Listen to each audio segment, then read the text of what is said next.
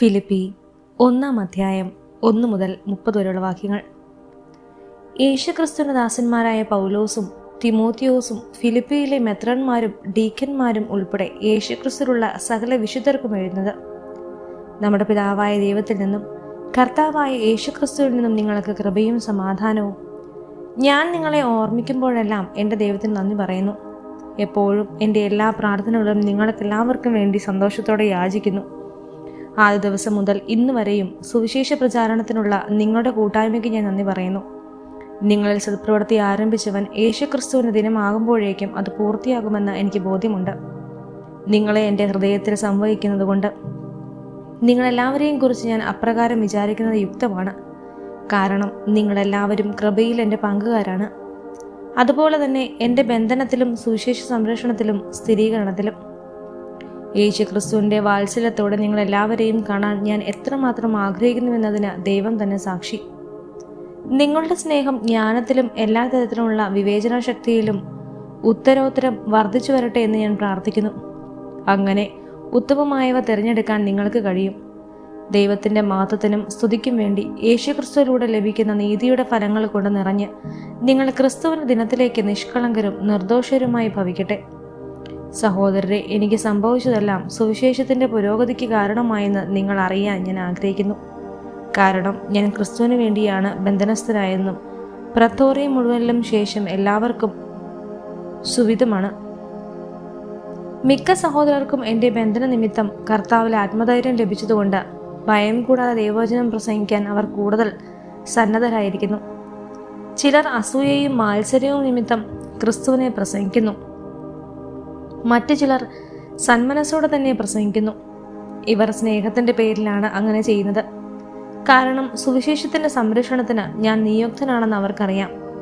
ആദ്യത്തെ കൂട്ടർ കക്ഷി വാത്സര്യം മൂലം എൻ്റെ ബന്ധനത്തിൽ എനിക്ക് ദുഃഖം വർദ്ധിപ്പിക്കുമെന്ന് വിചാരിച്ചുകൊണ്ട് ആത്മാർത്ഥത കൂടാതെ ക്രിസ്തുവിനെ പ്രസംഗിക്കുന്നു. എന്നാൽ എന്ത്, ആത്മാർത്ഥത്തോടെയാണെങ്കിലും കാപട്യത്തോടെയാണെങ്കിലും എല്ലാ വിധത്തിലും ക്രിസ്തു ആണല്ലോ പ്രസംഗിക്കപ്പെടുന്നത്. ഇതിൽ ഞാൻ സന്തോഷിക്കുന്നു, ഇനി സന്തോഷിക്കുകയും ചെയ്യും. നിങ്ങളുടെ പ്രാർത്ഥനയാലും യേശുക്രിസ്തുവിൻ്റെ ആത്മാവിൻ്റെ ദാനത്താലും ഇതെനിക്ക് മോചിതനായി പരിണമിക്കുമെന്ന് ഞാൻ അറിയുന്നു.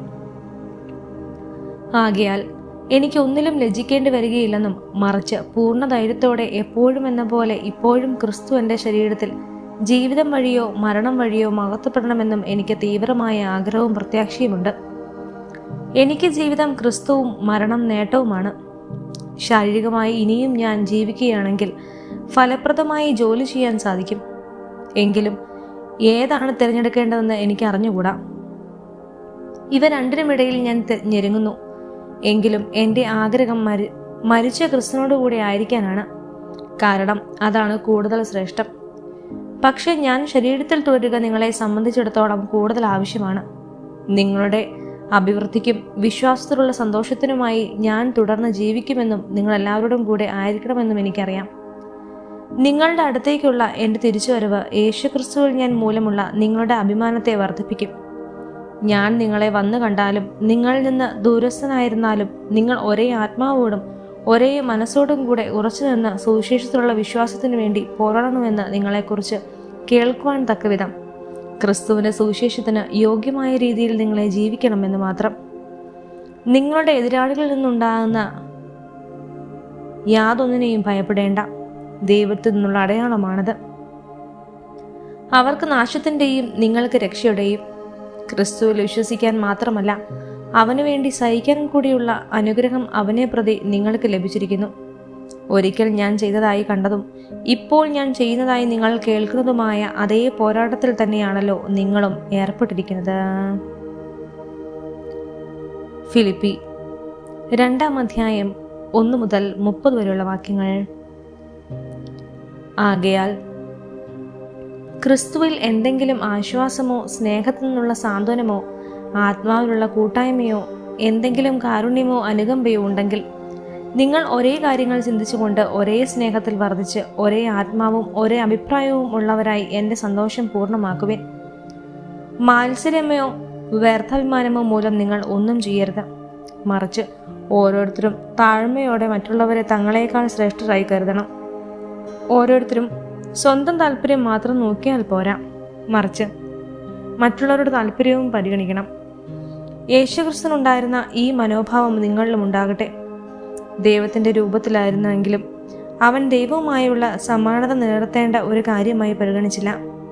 തന്നെ തന്നെ ശൂന്യനാക്കിക്കൊണ്ട് ദാസന്റെ രൂപം സ്വീകരിച്ച് മനുഷ്യരുടെ സാദൃശ്യത്തിൽ ആയിത്തീർന്ന് ആകൃതിയിൽ മനുഷ്യനെ പോലെ കാണപ്പെട്ടു. മരണം വരെ, അതേ കുരിശുമരണം വരെ അനുസരണമുള്ളവനായി തന്നെ താഴ്ത്തി.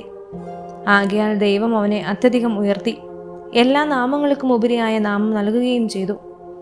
ഇത് യേശുവിൻ്റെ നാമത്തിന് മുമ്പിൽ സ്വർഗത്തിലും ഭൂമിയിലും പാതാളത്തിലുമുള്ള സകലരും മുട്ടുകൾ മടക്കുന്നതിനും യേശു ക്രിസ്തു കർത്താവാണെന്ന് പിതാവായ ദൈവത്തിൻ്റെ മഹത്വത്തിനായി എല്ലാ നാവുകളും ഏറ്റുപറയുന്നതിനും വേണ്ടിയാണ്. എൻ്റെ പ്രിയപ്പെട്ടവരെ, നിങ്ങളെപ്പോഴും അനുസരണയോടെ വർദ്ധിച്ചിട്ടുള്ളതുപോലെ എൻ്റെ സാന്നിധ്യത്തിൽ മാത്രമല്ല, ഞാൻ അകന്നിരിക്കുന്ന ഈ സമയത്തും പൂർവാധികം ഭയത്തോടും വിറയലോടും കൂടെ നിങ്ങളുടെ സ്വന്തം രക്ഷയ്ക്ക് വേണ്ടി അധ്വാനിക്കുവിൻ. എന്തെന്നാൽ തൻ്റെ അഭിഷ്ടമനുസരിച്ച് ഇച്ഛിക്കാനും പ്രവർത്തിക്കാനും നിങ്ങളെ ഉത്തേജിപ്പിക്കുന്ന ദൈവമാണ്.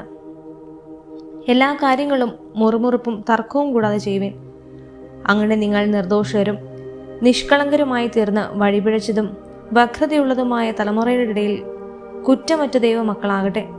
അവരുടെ മധ്യലോകത്തിൽ നിങ്ങൾ വെളിച്ചമായി പ്രകാശിക്കുകയും ചെയ്യട്ടെ. നിങ്ങൾ ജീവന്റെ വചനത്തെ മുറുകെ പിടിക്കുവിൻ.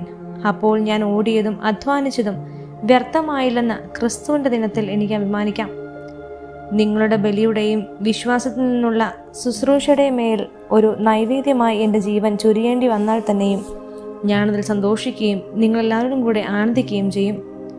ഇപ്രകാരം തന്നെ നിങ്ങളും എന്നോടുകൂടെ സന്തോഷിക്കുകയും എൻ്റെ ആനന്ദത്തിൽ പങ്കുകൊള്ളുകയും ചെയ്യുവിൻ. നിങ്ങളുടെ വിവരങ്ങൾ അറിഞ്ഞ് എനിക്ക് സന്തോഷിക്കാൻ വേണ്ടി തിമോത്തിയോസിനെ ഉടനെ നിങ്ങളുടെ അടുത്തേക്ക് അയക്കണമെന്ന് കർത്താവായ യേശുവിൽ ഞാൻ പ്രത്യാശിക്കുന്നു. അവനെ പോലെ നിങ്ങളുടെ കാര്യത്തിൽ ആത്മാർത്ഥമായ താല്പര്യമുള്ള വേറൊരാൾ എനിക്കില്ല. എല്ലാവരും അന്വേഷിക്കുന്നത് സ്വന്തം കാര്യമാണ്, യേശുക്രിസ്തുവിൻ്റെ കാര്യമല്ല. എന്നാൽ തിമോത്തിയോസിൻ്റെ സ്വഭാവ ഗുണം നിങ്ങൾക്കറിയാമല്ലോ. പുത്രൻ പിതാവിനോടൊത്ത് എന്നതുപോലെ അവൻ എന്നോടൊത്ത് സുവിശേഷത്തിന് ശുശ്രൂഷ ചെയ്തു. എൻ്റെ കാര്യം എങ്ങനെയാകുമെന്ന് അറിഞ്ഞാലുടനെ അവനെ അയക്കാമെന്ന് പ്രതീക്ഷിക്കുന്നു. എനിക്ക് വേഗം വരാൻ സാധിക്കുമെന്ന് കർത്താവിൽ ഞാൻ പ്രത്യാശിക്കുന്നു. എൻ്റെ സഹോദരനും സഹപ്രവർത്തകനും സഹയോദ്ധാവും നിങ്ങളുടെ അപ്പോസ്തോലനും എൻ്റെ ആവശ്യങ്ങൾ ശുശ്രൂഷകനുമായ എപ്പാഫ്രോസിനെ നിങ്ങളുടെ അടുത്തേക്ക് അയക്കേണ്ടതാണ് ഞാൻ കരുതുന്നത്. നിങ്ങളെ എല്ലാവരെയും കാണാൻ അവൻ അതീവ താല്പര്യനാണ്. കൂടാതെ താൻ രോഗിയാണെന്ന് നിങ്ങൾ കേട്ടതിൽ അവൻ വളരെ അസ്വസ്ഥനായിരിക്കുകയുമാണ്. അതെ, അവൻ രോഗബാധിതനായി മരണത്തോളം എത്തി. എങ്കിലും ദൈവം അവനോട് കരുണ കാണിച്ചു. അവനോട് മാത്രമല്ല, എന്നോടും, എനിക്ക് ദുഃഖത്തിന്മേൽ ദുഃഖം ഉണ്ടാകാതിരിക്കാൻ വേണ്ടി. അങ്ങനെ നിങ്ങൾ വീണ്ടും കണ്ട് സന്തോഷിക്കാനും അങ്ങനെ എൻ്റെ ദുഃഖം കുറയാനും വേണ്ടി അവനെ അയക്കാൻ ഞാൻ അതീവ താല്പര്യനാണ്. അതുകൊണ്ട് പൂർണ്ണ സന്തോഷത്തോടെ നിങ്ങൾ കർത്താവിൽ അവനെ സ്വീകരിക്കുവിൻ. അവനെപ്പോലെ ഉള്ളവരെ നിങ്ങൾ ബഹുമാനിക്കണം. കാരണം ക്രിസ്തുവിന് വേണ്ടിയുള്ള ശുശ്രൂഷയിൽ അവൻ മരണത്തിൻ്റെ വക്കുവരെ എത്തി. എനിക്ക് വേണ്ടിയുള്ള നിങ്ങളുടെ ശുശ്രൂഷയുടെ കുറവ് പരിഹരിക്കാൻ സ്വന്തം ജീവൻ തന്നെ അവൻ അപകടത്തിലാക്കി.